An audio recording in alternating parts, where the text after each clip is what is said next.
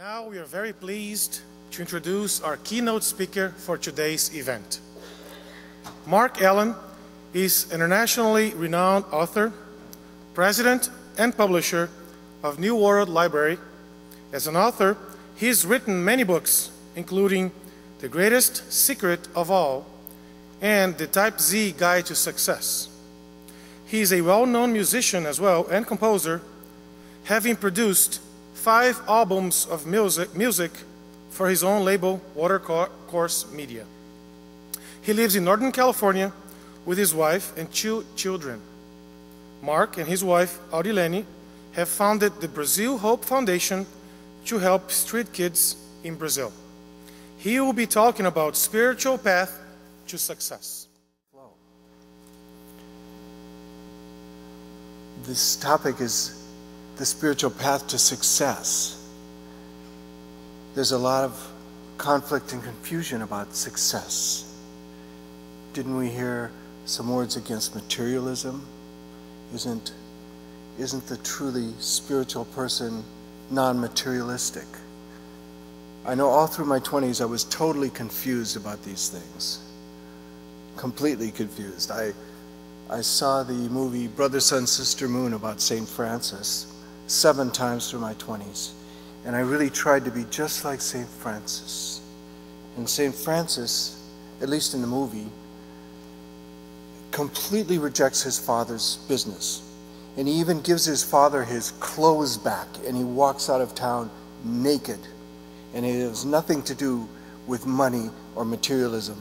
Somebody in the next scene gives him a robe, and he goes on to live a life that has nothing to do with money. And I tried that through my 20s. I made a valiant effort, I must say. I tried for 10 years to be spiritual, to be on a spiritual path. I went to one group after another, studied with one teacher after another, all kinds of things that were actually very good for me. Physically, mentally, emotionally, and spiritually. Very good for me. But I was broke. I had to pay the rent every month, and I was scrounging, a word we used all the time, scrounging to pay the rent. It was sort of cool in my 20s somehow to be a poverty case spiritual type. It was kind of cool. The day I turned 30, I will never forget, because that's the day that changed my life. I woke up in this state of shock, realizing I was 30. And that's how I heard it in my head. You're 30. You're not a kid anymore. Somehow through my 20s, I could believe that I was a teenager and be irresponsible. And it was cool to do yard work here and there, and to be I was a busboy and dishwasher for 2 days before I got fired for being too slow. Yard work, I lasted 1 day. I learned typesetting. I had a skill, but I got fired for not showing up on time. Every month I was scrounging to come up with $65 rent for this little hole in the wall in Oakland, California. Little one-room place, bars on the windows, not a nice neighborhood. I remember thinking it was kind of magical the way that $65 did appear every month. I just made it. I might have $35 and one more day, and a friend would call and say, "Hey, I need help moving, I'll give you $30. It was like that every month. I remember thinking, this is kind of magical. I didn't know it, but I was visualizing exactly what I needed. $65 a month. I would just come up with it. But that's all I was visualizing. My friend Shakti Goen, she reminded me the other day, she said she remembered me getting up in the morning, and the first thing I'd say is, I need to get $1.25 together for a latte. And that was my visualization for the first thing in the morning. How do I get $1.25 together? This is what I was focused on. This is what my creative energy was focused on. And it was okay in my 20s. It was fine. But the day I turned 30, it was no longer okay. So let me backtrack with one thing about, I was thinking about Spiritism and I never had to come to believe in any of this through all my spiritual studies in my 20s. It was all just obvious. And I know so many people had to like make a leap of faith or come to believe that we are spirit or something. I had the fortunate experience when I was 21 of nearly dying on stage one time. I was in a play. I was playing Faust, of all things. We did a wild adaptation of the Faust legend, the man searching for wisdom and knowledge. And we all played him at different points. And I played him when he was the man of science who was persecuted for his discoveries, like Galileo. And they hung me on stage. They threw me off a big scaffold. It was very dramatic. And they had rigged the ropes so I wasn't supposed to hang. But the last time I did it, the first time we ever played in California, interestingly enough, the last time I did it, the ropes were out of something, adjustment, and I was really hanging.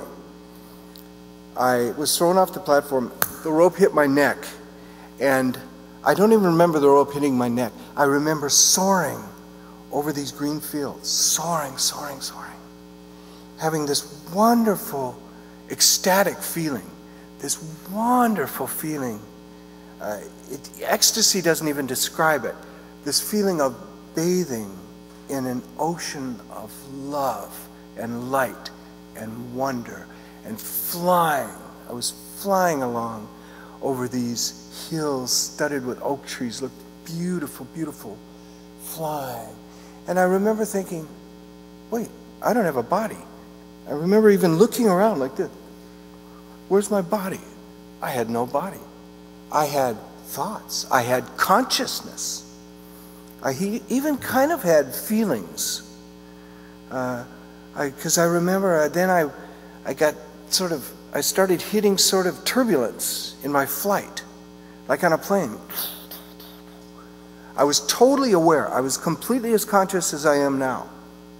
Completely as conscious. I remember it vividly. I hit my turbulence. Then I started finding myself in this funnel, and I was going around and around, and I saw a surface of a funnel, and I remember thinking, oh, if I had a stomach right now, I'd be kind of sick to my stomach, because I was going around in this circle, and I was totally aware, and I knew I was on to another great adventure, and it was ecstatic and wonderful and euphoric. And I willed myself up toward where the light was coming. The light was coming.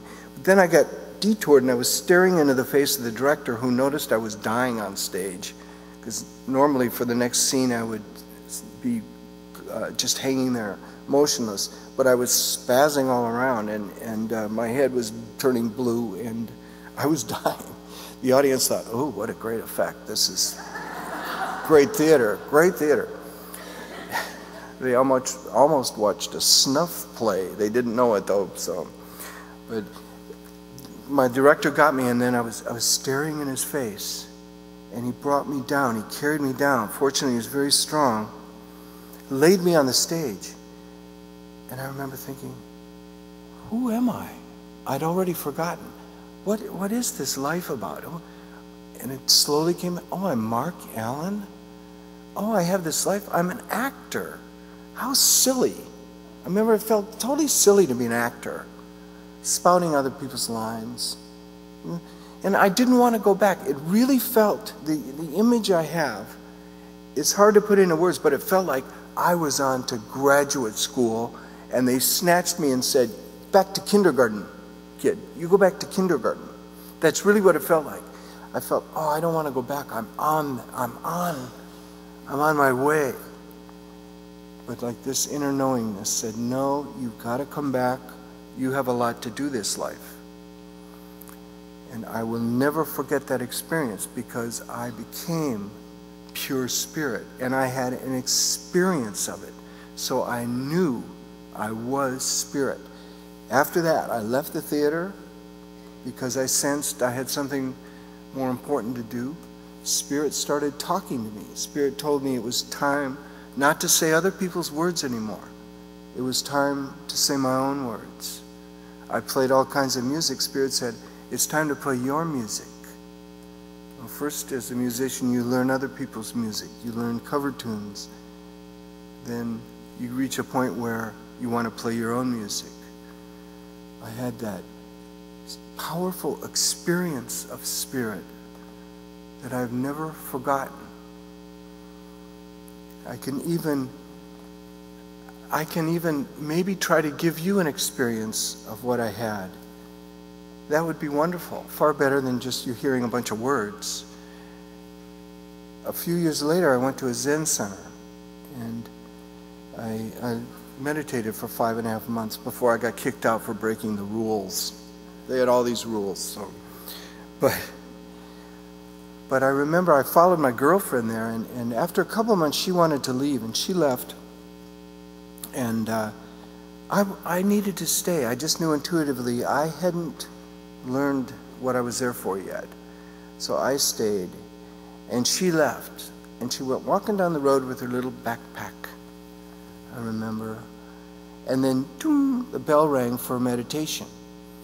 And I went and sat in Zen meditation. And I realized I was having a shouting match with myself in my brain that I was hardly aware of until I was sitting there. One part of me was saying, you idiot, what are you doing? Why did you let her leave? Why didn't you go with her? She'll be sleeping with somebody else in 48 hours. You know that. She's just too beautiful. All these guys are hitting on her all the time. And you know her, you know, she's going to have another guy in 48 hours. That's what one voice was saying. Another voice was saying, much quieter, saying, I know, but for some reason I'm supposed to be here, and I don't even know why. Don't let her go. Blah, blah, blah. And I had all this mental turmoil. I'm sitting there and doing my Zen meditation. And then, and I encourage you to just sit and see if you can feel this or imagine this. It felt like almost, the odd image I had was an egg breaking on my head, or like a tap on my head. But it felt more like an egg. It was enough of a tap.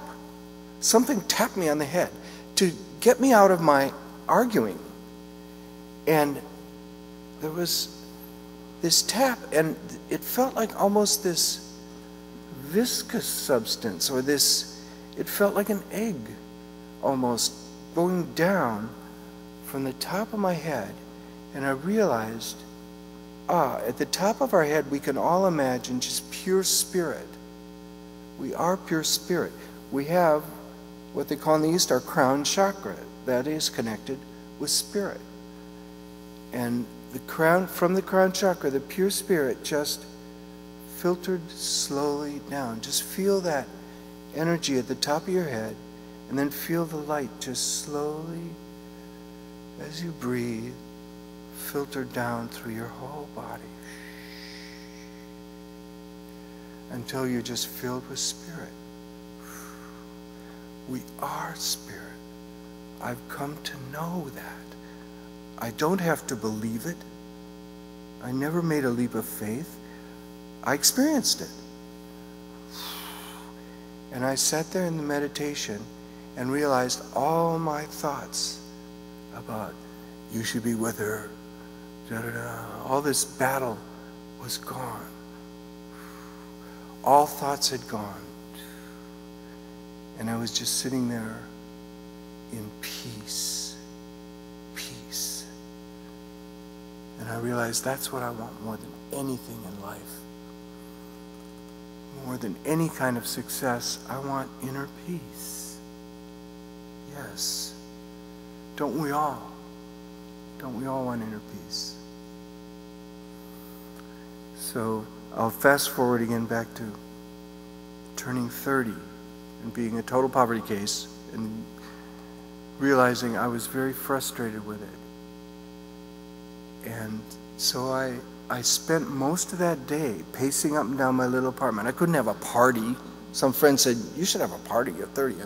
No way. I need to be alone. And I started pacing up and down. And then I asked for guidance. I asked for guidance. What? And for the first time, I even asked, what do I want to do with my life?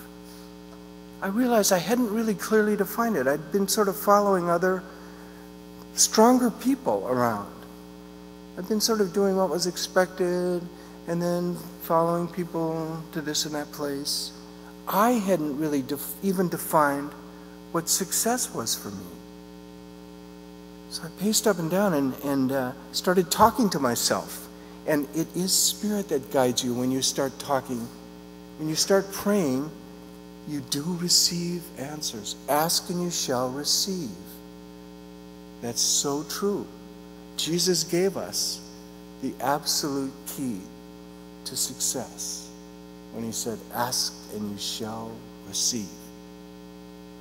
One day I was walking around my house. I have a big house now. I did receive exactly what I asked for. And I thought about that, ask and you shall receive. And I was thinking even, do I deserve this? Do I deserve this level of success? And I got, Jesus said, ask and you shall receive. He didn't say, ask and you shall receive if you deserve it, or if you work hard enough, or if you're intelligent enough, or educated enough. He didn't say that, or talented enough. No, he said, ask and you shall receive. Seek and you will find. With absolute authority. That's what Jesus said. And that really helped me. That was really a breakthrough. Oh. After one talk, a woman said to me, Mark, bottom line, are you saying, can anybody succeed? And I thought for 1 second, I said, yeah. And she said, why don't more people succeed? And I said, the key to what I discovered when I turned 30 then. I said, well, how many people do you know that really dare to dream of success and really define what it means for them? Success isn't materialism, or if you think it is, you'll find it's not when you get the stuff, and you'll find that doesn't make you happy or fulfilled whatsoever. No, but everyone in their heart has some dream. Some dream. Success is fulfillment of that dream. That's what it is. And I said to the woman, how many people really dare to dream their greatest dream? Of those that do, how many put it on paper? How many put their dream and goal on paper and then make a written plan to reach that goal?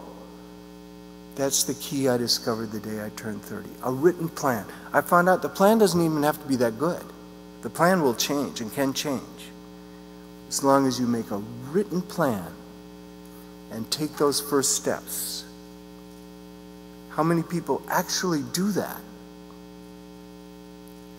And then the other thing is dealing with the doubts and fears that come up, and let them come up and deal with them and keep returning to that goal, keep coming back to that goal.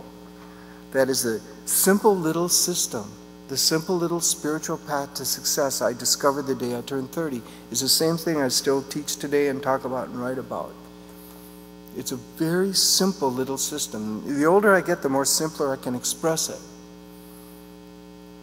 And I think the simpler the better. I've come to realize, yes, we all can succeed. We all have all the tools we need.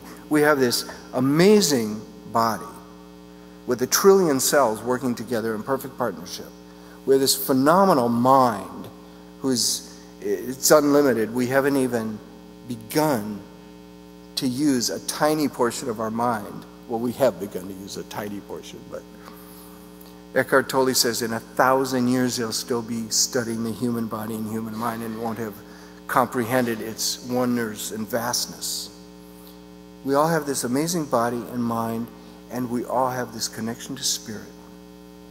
We all have it. It is who we are, in fact. So all we need to do is focus our body and mind in the right direction. That's all. We all have the tools we need. I'm convinced of that. We all have everything we need. I found that the day I turned 30. I kind of wish I had time to make you aware of what a space case I was at 30. In fact, still am at certain points. And like how bad my memory is and how unorganized I am and how untogether I am in so many ways. I mean, I amaze my wife sometimes. at how untogether I am and how bad my memory is. And I wish I could just list you all my faults and shortcomings, because they really encourage people, saying, if that Space Case musician can succeed pretty substantially financially, gee, then I should be able to too. I got it far more together. Most people are way more organized than I am. A lot of people are smarter than I am. I'm not that smart. I really am not at all. Most of my friends are way more intelligent. Most of them are a lot poorer too, because they don't quite get what I got. It does not require intelligence at all. It doesn't even require much talent. It does require thinking about what success means to you, what you really want in life. I fortunately was born knowing it was important to do what I loved, or at least I got it early growing up. I had 2 older brothers. One, the oldest, did everything the parents wanted. He was an athlete, he studied business, he went into the big corporation as an executive, had the perfect wife and kids, and did the perfect thing. But he wasn't passionate about his work. You know, I could just see he wasn't. He was passionate about golf and fishing. That's where he lights up. Late in life, he got into a work that he was passionate about. But all his life, most of his life, he was not passionate about his work. Well, my next brother came along, and he rebelled against it all. The first brother was a parent's dream. The second was a parent's nightmare. Sex, drugs, rock and roll at 15, stole the family car, blah, blah, blah. He was a nightmare. Barely graduated from high school. He was the rebel. And I got subconsciously, it doesn't do any good to do what your parents want you to, unfortunately, because you have to do what you love. But it also doesn't do any good to fight them either. Because when you rebel against something, you are empowering that thing you're rebelling against. My brother empowered my parents' values that he was fighting against. I came along, I thought, why rebel? Just do my thing, that's all. I just did my thing. I became an actor and a musician. And my dad said to my brothers, Marc is so slippery. I can't control him, he's slippery. Because I didn't fight him. I just did my thing. So I knew it was essential to do what I loved. That has served me very well. Some people take years to learn that.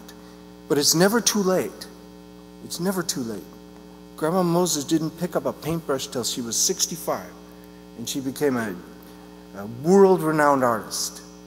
So it is never too late to do what you're passionate about. So I came along. I knew it was important to do what I loved. But I had no idea how to be successful doing what I loved. So through my 20s, I was an actor and a musician, a spiritual seeker, and total poverty case. And it was that day I turned 30.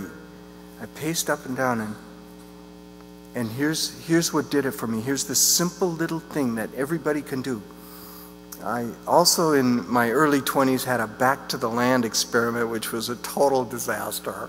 I lasted about 5 months in this cold, rainy winter in the country in Oregon. But I remembered one night, we were sitting around a fire, and this one couple said, let's play this game we play at church camp. Let's imagine 5 years have passed and everything has gone as well as you could imagine. What would your life look like? Well, we all went around the fire, and when I think back on it, I don't remember one word I said, so it had no impact on my life. But the day I turned 30, I remembered playing that game, and as I was pacing up and down, asking for guidance, what should I do with my life? What should I do today? What do I need to do? I'm tired of being a total poverty case. What should I do? This little voice said, remember that ideal scene game you played when you were 22 in Oregon? Do it again. But this time, write it down. Write it down so you don't forget. That's the single little sheet of paper that changed my life. From everything else led from there. I took a sheet of paper and wrote, ideal scene. What would you like? And much to my amazement, what spilled out was, I have a publishing company. I'd had no interest in business, no experience whatsoever, never taken a course in it. I'd been spiritual. I'd had nothing to do with money. I'd been like St. Francis. And here I wanted to start a business. I was amazed. I have a publishing company, a successful publishing company that publishes my books. I'd never written a book. And my music. I'd never recorded music. And I have a big white house on a hill in Marin County. I had a little slum apartment in Oakland, California. I'd driven through Marin and said, whoa, I like this place. It's open. And so I wrote that down. And then, of course, doubts and fears just overwhelmed me, just came rushing in. I remember them vividly. Oh, it's way too much, Mark. You want to start a business and write books and do music? And I said, get out of here for a while. I'm going to focus on this. Because I knew there was something else. There was some other thing I needed to remember and then I thought, oh yeah, and this is my ideal scene. I want a life of ease. I don't want to work too hard. None of this 40-hour-a-week stuff. I never liked that as a kid. I love being an actor and musician. Those are great hours. You never do a thing before 1 in the afternoon. Never. So those are perfect hours for me, which to this day I maintain. I said, that's my dream and goal. I wrote it down. I have a life of ease. I do not work too hard. My doubts and fears said, impossible. Success with ease, impossible, never been done. And I said, well, I'm going to experiment. That's my experiment. I'd heard of Buckminster Fuller using the word experiment. Look at your life as a unique experiment. Okay, here's my experiment. I want success with ease. I only want to work when I feel like it, which is afternoons into the evenings, not Mondays. Never liked Mondays. To this day, I don't do Mondays. I don't do mornings. I got up very early for you people. I'm not a morning person. You're welcome. I appreciate that. So that became my goal. I wrote my ideal scene. From that, I realized I had a list of goals. Start a publishing company, start writing books. Then I'd read these wonderful books in my 20s that helped shift me around money by Catherine Ponder, because she was a Unity Church minister. And she wrote books on prosperity. And that's where I got the phrase, in an easy and relaxed manner, in a healthy and positive way. And that's where I learned about affirmations. So I took each goal and rewrote it as an affirmation. I'm now creating a successful business, successful, profitable business in an easy and relaxed manner, in a healthy and positive way. I'm now writing wonderful books in an easy and relaxed manner, in a healthy and positive way. I made a list of my goals as affirmations. To this day, I carry my list of goals as affirmations with me and pull it out on occasion and read it and keep it in mind. Repeat them enough to keep it in mind. So your subconscious, or you could say your spirit, grabs hold of it and shows you exactly how to get there. To this day, 34 years after my 30th birthday, I still carry this around in my pocket. It changes. I've changed my goals. And the most important change came, I don't even remember exactly how long it was, but my first goals were, I'm building a successful publishing company.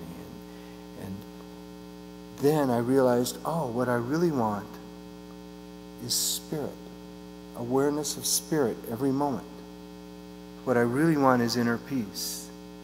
So I realized my number one goal is spirit flows through me every moment with its healing energy. I'm guided by spirit, doing God's will. I offer no resistance to life.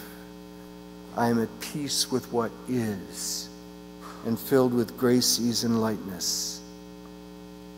Every moment I feel my being. This is enlightenment. That's what I'm affirming. I'm affirming my way to enlightenment. I'm affirming that Spirit is with me every moment. Because, of course, that's who we are really. We are beings of Spirit. I think it was Teilhard de Chardin that said, we are spiritual beings having a physical experience. That's who we are. The physical experience will pass away. The spiritual being will never pass away. There's nothing new in any of this, of course. It's the perennial philosophy.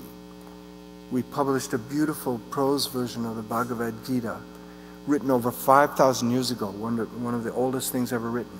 And in there it just says with such authority, it says, there never was a time when you didn't exist. There never will be a time when you won't exist. 100 years ago, most people would just say, what have they been smoking? We're not all one. We're obviously very separate. I mean, I cut my finger. You don't bleed. You know, it's obvious. We're very discrete, separate beings. Then scientists have come along and said we are all one in this vast quantum field.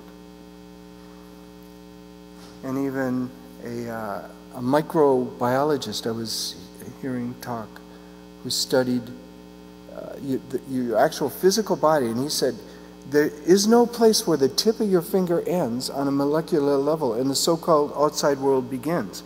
There's this constant fluid field. We really are in one great quantum field, and we really are one great body of energy and information, or spirit. That's what we are. So the Spiritists, the spiritual people, have seen what is for thousands of years. And it's wonderful. It's good news. The word gospel means good news. The good news is we'll live forever with the stuff of stars. And we are all one. And we are guided by Spirit. And when we ask for that guidance, we receive it. Ask and you will receive. I asked for a lot. I said, I want to have a lot to share with the world. And the Spirit has given me a lot. God has given me a lot. In my little slum apartment, I had this picture of me walking around a big white house on a hill with a great view in Marin County. Now every day I walk around my big white house with a view in Marin County, and I think, I imagine this. I just imagine this very clearly the day I turned 30. I imagined this and just took the next obvious step in front of me and kept taking little steps. And every step is a little step. A journey of 1,000 miles starts with one step, and each step is a small step. I never had to make any big scary leaps. I never had to do any big scary thing. It was just all very obvious. As soon as I took one step, the next step became obvious. And then the next and the next. So that's, I can sum up what I know in one sentence. One sentence with a lot of semicolons. Dare to dream. Dare to dream your most expansive dreams and pray for that dream. Pray for it. Ask and you shall receive. Write down that dream on paper. Make a simple written plan. 1 page is all you need, a 1-page plan. And start taking whatever step you can. Keep the end in mind. Begin with the end in mind and keep the end in mind. And keep praying, asking you shall receive.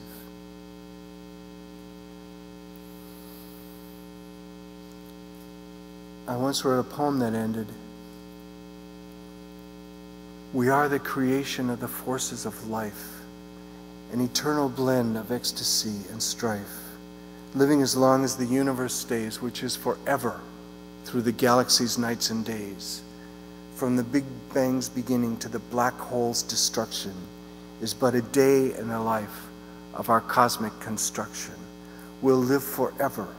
We're the stuff of stars, ever changing, ever growing, born into this life, born into that, changing this form for the one that comes next. An eternal part of an eternal creation, a quintessential piece of divine revelation. That poem just spilled out one day. I even had to look up quintessential to see what it meant. And I'll end with a bit of music, because I was asked to play, and this spilled out too. I was going to bed one night and I sat down at the piano and did a few chords, and then I went to sleep, and in my dreams a verse was sung to this song that I had just played. And I woke up and this voice said, write it down. And I said, no, I'll do it in the morning. It said, no, you won't remember in the morning. Get up and write it. And so I got up and wrote down a verse. I went to bed. Another verse was sang. I got up and wrote it down. I went to bed. Another verse was sang. 8 verses. The song has 8 verses.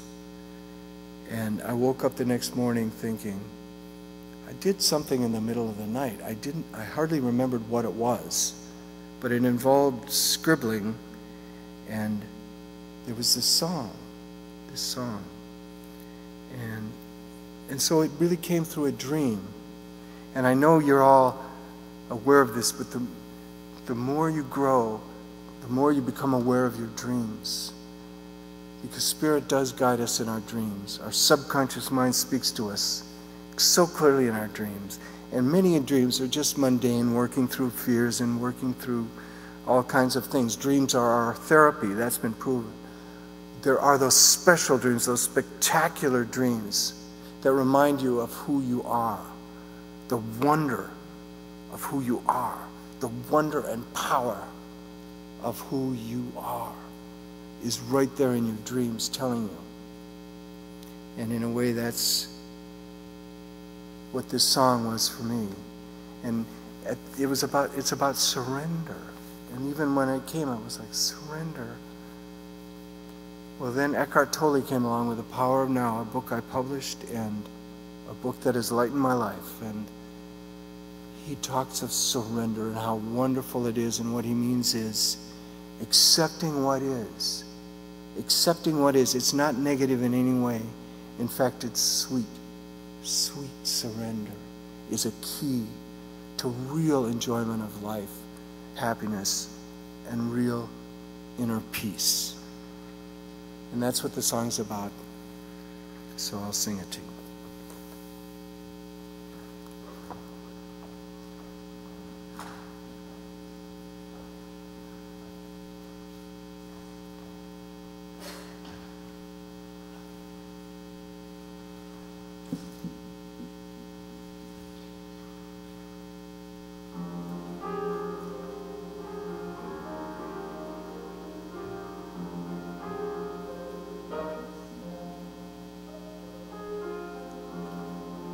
Teach me, oh teach me, sweet surrender. Teach me, oh teach me now.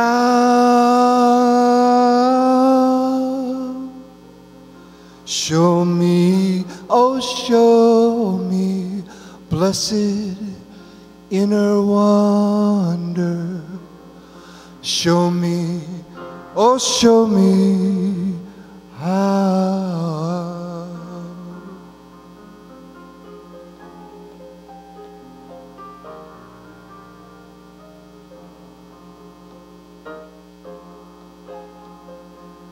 I pray to deeply understand, sweet surrender. May I have the wisdom now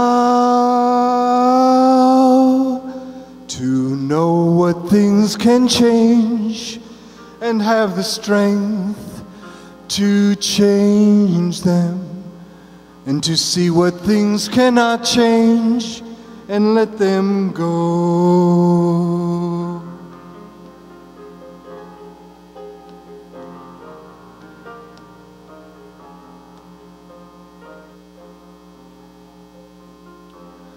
May I forever know sweet surrender. May I learn what it means to be free, to be free. May I live in love. May I remember everything has its beauty, but not everyone can see.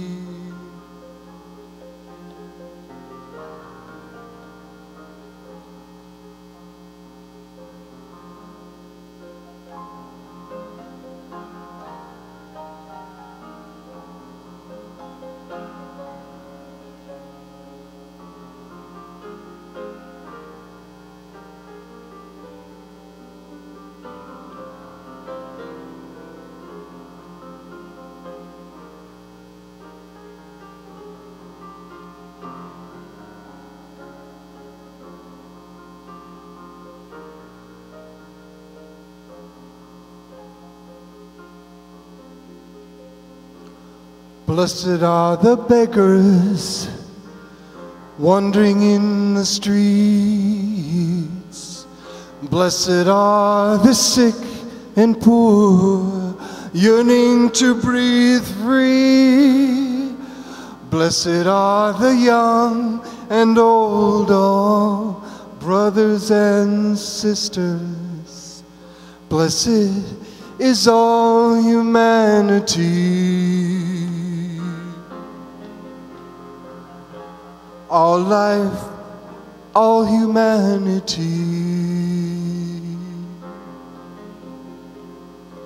Blessed is our sadness, blessed is our joy, blessed is our longing and our pain, our pain. Blessed is our discontent, blessed is our bliss, that which falls and that which rises again.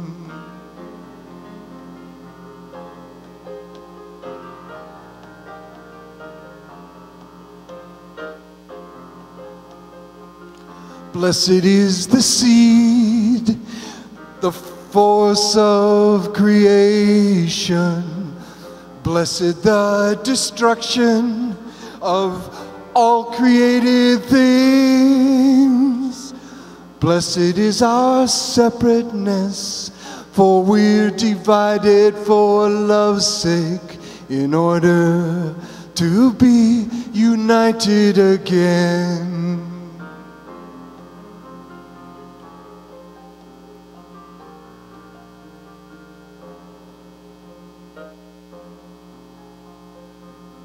I pray to deeply realize sweet surrender. I pray to have the heart and eyes to see that good and bad and right and wrong and pain and bliss and all are all branches of the very same tree. They're all one in their real identity. They're all one in truth's infinity.